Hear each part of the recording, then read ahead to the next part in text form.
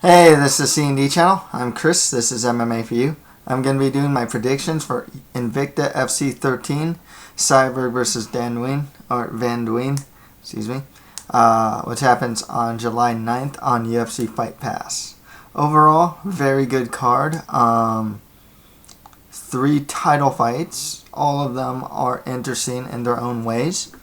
2 of the 3 are very competitive looking on paper. The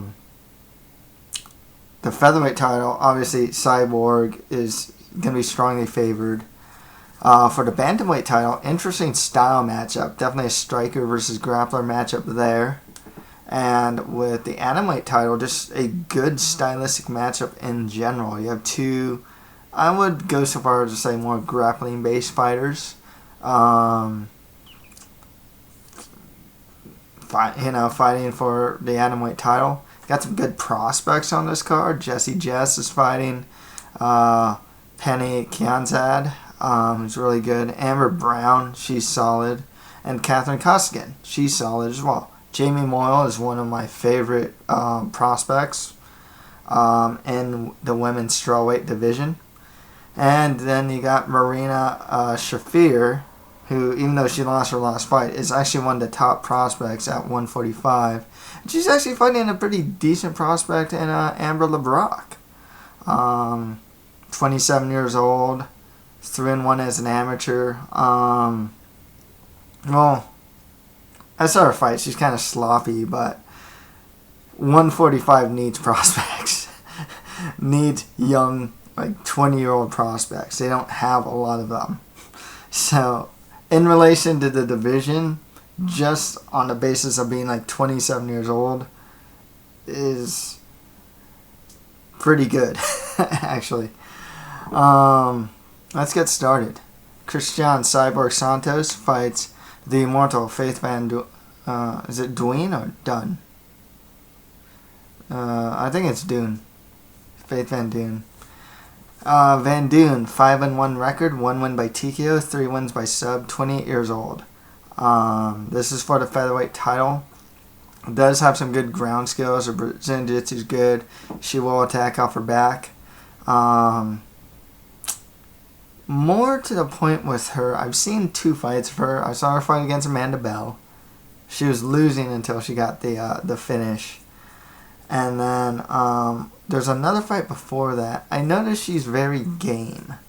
She's someone that can be behind and come back in some way, shape, or form. Cristiane Cyborg Justino, 13-1 record with 1 no contest.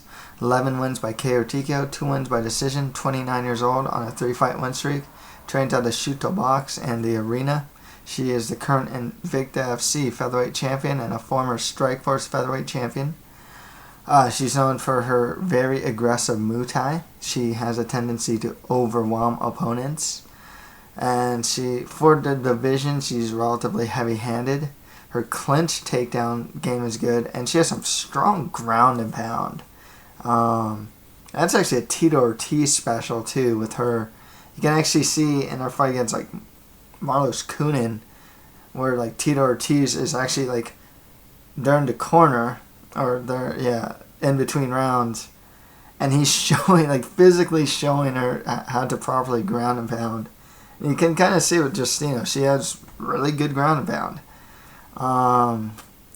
With that said, I can't see Van Duin finding some sort of opportunistic sub or something like that.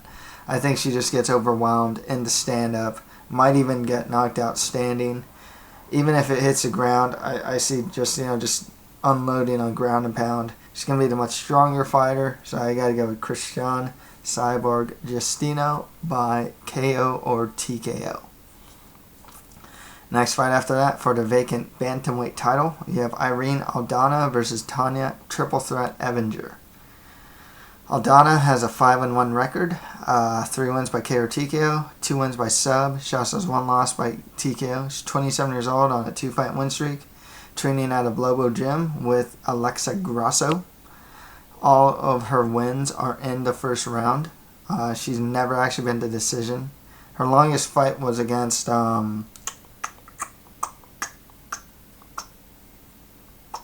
Larissa Pacheco. Great fight too, really fun, kind of sloppy fight, but real fun fight there. Otherwise, all of her wins, 5 wins, all in the first round, all by finish. Name of her game is her boxing. I've actually seen her live. She knocked out her last opponent. Pretty heavy-handed. Her grappling is improving though. Tonya Evinger, 15-5 record, 6 wins by KO TKO, 6 wins by sub. She also has 4 losses by submission. 34 years old on a 6-fight win streak. Training out of Team Quest and Hit Squad.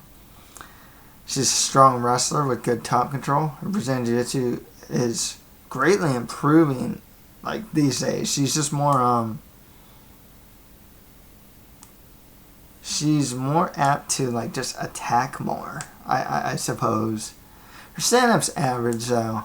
Not bad by any stretch. I think she actually has a couple knockouts too. But I wouldn't say it's anything great. It really is a case of, do you think Irene Aldana is going to knock out Evinger, or is Evinger going to take Aldana down, possibly get a sub, or ride a decision? I've been underestimating Tonya Evinger for a while now in her last couple fights. I don't think I picked her to win, and she's won her fights. Some of them pretty, with pretty good finishes too. Like when she beat like Edion Gomes, for example. That's not to say that Irene Aldana doesn't just blast her, catch her sleeping or something. It's very possible to see Aldana possibly going in there, probably, especially in the first round when she's the strongest, blasting Evinger and getting the win. I can't see it happen. I think Evinger just goes for the early takedown, wears down Aldana, takes it possibly to deep waters. But I'll even go so far as say Tonya Evinger by submission. I just think her wrestling and grappling is going to pull it through. Next fight after that, for the atomweight title, we have Herica Tiburcio versus Ayaka Hamasaki. Hamasaki, 11-1 record, 2 wins by KO TKO, 4 wins by sub, 33 years old. She's going to be a taller fighter. She's going to be 5'2", on a 2-fight win streak. Name of her game, from what I remember seeing, it's her grappling game. She's good judo, and just good, especially if she's on top, good Brazilian Jiu-Jitsu game. Or I should call it more submission grappling game. Herica Tiburcio, 9-2 record, 7 wins by sub, 2 wins by decision, 22 years old. She's going to be 4'11". She's on a 4-fight win streak, most recently beating Michelle Watterson by submission to win the Invicta FC atomweight title. She's the current Invicta FC atomweight champion. Name of her game, aggression. She's always pushing forward, really aggressive. Into stand-up and just on the ground. She's like a little, like I hate to use the nickname Pitbull, because her nickname isn't Pitbull, but she kind of is one. She has some strong Brazilian Jiu-Jitsu skills. She's a good scrambler as well, too. I do have to admit I have some recency bias with Tiburcio getting that upset win over Michelle Watterson. I think when this fight was first announced a while back, because Invicta did announce this fight back then, I picked Hamasaki. And once again, I do have some recency bias. I thought Hamasaki was just a cleaner fighter. She's just more, possibly got the better takedowns. I don't know if she has a stronger Brazilian Jiu-Jitsu. Could be. She definitely has the more fundamentally sound game. It is kind of where I'm going with this. But I'll go with the aggression of Herica Tiburcio. I think she's going to just push forward with her striking over Hamasaki, try and get some opportunistic takedowns and whatnot. And I'll go Herica Tiburcio by decision for the win there. I believe Hamasaki's only loss is to Gedalia, right? Yeah, to Gedalia. So it's tough to say. This one's really hard to say because especially if this hits the ground, they're both really good there. So I don't really know. I think this is a really well-matched fight, but I'll go with Tiburcio for the win by decision. Like I said, I think her aggression is just going to pull her through. Okay, next fight, that Pannie Banzai Kianzad fights Jessica Rose, or Jess Clark. It's Jessica Rose Clark. But Clark has a 5-1 record, 2 wins by KO TKO, 2 wins by sub. She's on a 3-fight win streak. I only saw one fight of hers, and she didn't strike too much. I saw a highlight where she was striking. But the fight of hers I saw was pretty recent. The only stuff I saw from, or not recent, was earlier in her career. Like her second or third fight. The most recent stuff I've seen from her is just some highlights of her bull rushing, some strikes against an opponent. What I did see from her, good offensive takedown ability and just overall good grappling ability. Kianzad, 7-0 undefeated record, 3 wins by KO TKO, 4 wins by decision, 23 years old, training out of Rumble Sports with Nicholas Dalby. She has notable wins over Milana Dudaeva and Annalisa Bucci. Actually, Jessie Jess actually has some pretty decent wins under her record too. Probably not as known as those two, because Bucci fights in Bellator and Dudaeva fights in the UFC now. But with Kianzad, I liked her boxing. I know she'll kick and whatnot, but I did like her boxing game. Her overall clinch striking was good. She does have some offensive takedown ability and some pretty decent ground and pound. There was one fight though where she just went for the takedown and kind of just laid on her opponent. I saw her 2 most recent fights in Cage Warriors. Was it Cage Warriors? Or am I thinking Costigan? No, I think it's Kianzad. Nonetheless, I liked more of what I saw out of Kianzad. I felt she was the better technical striker. She can handle herself pretty well on the ground as well. So, don't know if she'll get the finish here, so I'll go Pannie Kianzad by decision. Should be an interesting fight though. At the very least with Jessica Rose Clark, she seemed very game. Pretty resilient, She seemed like that type of fighter to me. Okay, next fight of that, Amber the Bully Brown fights Catherine the Alpha Female Costigan. Costigan has a 5-0 undefeated record, 4 wins by sub, 1 win by decision.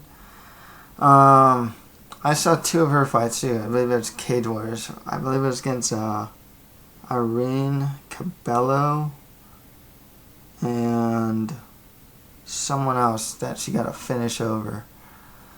I liked her kickboxing. It was technical enough, I suppose. I remember Irene Cabello was actually tagging her though, so I didn't really like what I saw defensively. And Costigan's grappling game is also pretty good too. Amber Brown, 4-1 record, 1 win by TKO, 1 win by sub, 26 years old on a 2-fight win streak. Trains out of Fit NHB with the likes of Ray Borg and Tim Means. I like her stand-up game. She has some really, Name of her game, clinch knees. She hits those knees pretty hard. Her kicks aren't too bad either. Remember rewatching her last fight against Liz McCarthy. Lost the first round. She got taken down. Defended the takedown relatively well though. And then managed to come back, outstrike Liz McCarthy in the second and third. Made her bleed like crazy too. I'm going to go with Amber Brown to win this one. Tough to say how. I like Brown's knees, especially. I think she's the harder hitting fighter and just the more physically imposing fighter.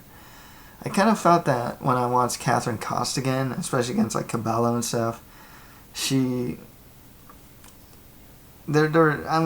think she was fighting at 115 there, and this is 105 if I'm not mistaken. But it seemed kind of like that she was able to get out-muscled at times. Don't know if it'll happen here. I believe this fight is at atomweight, so it's probably a better weight class. Maybe that won't happen as much, but that's what Amber Brown does. She can like bully her opponent, especially into clinch. And I did see Costigan into clinch in some of her fights there. Did relatively well, but also got hit a couple of times into clinch as well. So, I'll go Amber Brown. She's not like the most potent finisher, but I'll go by KO or TKO. Next fight after that, Amy the Resurrection Cadwell Montenegro fights Jamie Moyle.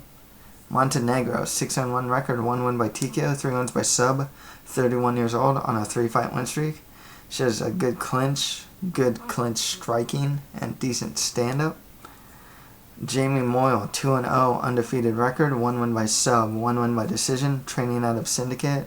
She can do pretty much everything, all very technically. Good stand-up, wrestling, and Brazilian Jiu-Jitsu. Just solid all around. Punches in combination. She gets into clinch well. She wrestles well, and whatnot. I do not hide my